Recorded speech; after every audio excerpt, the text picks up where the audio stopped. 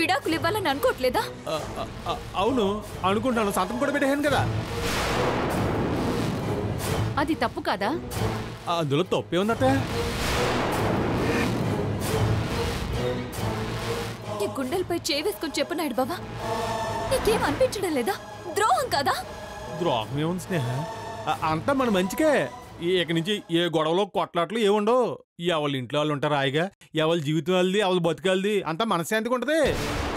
ఎంత సింపుల్ గా చెప్పావు నాయుడు బాబా. జీవితం పట్ల నీకింత చులకన భావం ఉందా? మానవ సంబంధాల పట్ల ఇంత చిన్న చూపు ఉందా నీకు? వెళ్ళిపో నాయుడు బాబా, నిన్ను చూడాలంటేనే నాకేదోలా ఉంది.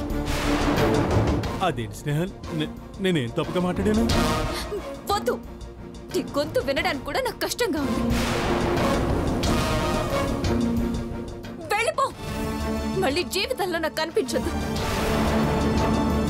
నువ్వు వెళ్ళకపోతే నా పైన. స్నేహ ఆగు, తొందరపడకు, మాట్లాడి పరిష్కరించుకుందాం.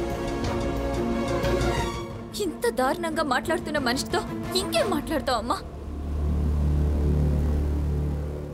నన్నే కాదంటూ నాకు విడాకులిస్తున్న మనిషితో ఏం మాట్లాడతావు?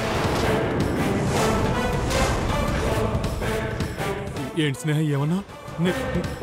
నేను నీకు విడాకులు ఇస్తానా? అంత నటించక్కర్లేదు నాయుడు బావా. నేను నీకు విడాకులు ఇస్తున్నానని ఎవరు చెప్పారు నీకు? ఎవరో కాదు, నువ్వే చెప్పావు. ఎవరికో కాదు, నాకే చెప్పావు. నేను చచ్చిన ఆ మాట అన్నతే నా కంఠంలో ఊపిరుండగా, నా ఒంటి మీద స్పృహ ఉండగా స్నేహకు దూరం అవ్వాలని ఆలోచన కూడా రాదు. అంటే మా అమ్మ అబద్ధం ఆడుతుందా? ఒక్క నిమిషం ఆగు.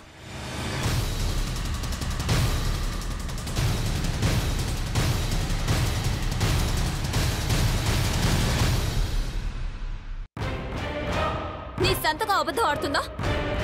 ఏది నిజమో చెప్పు.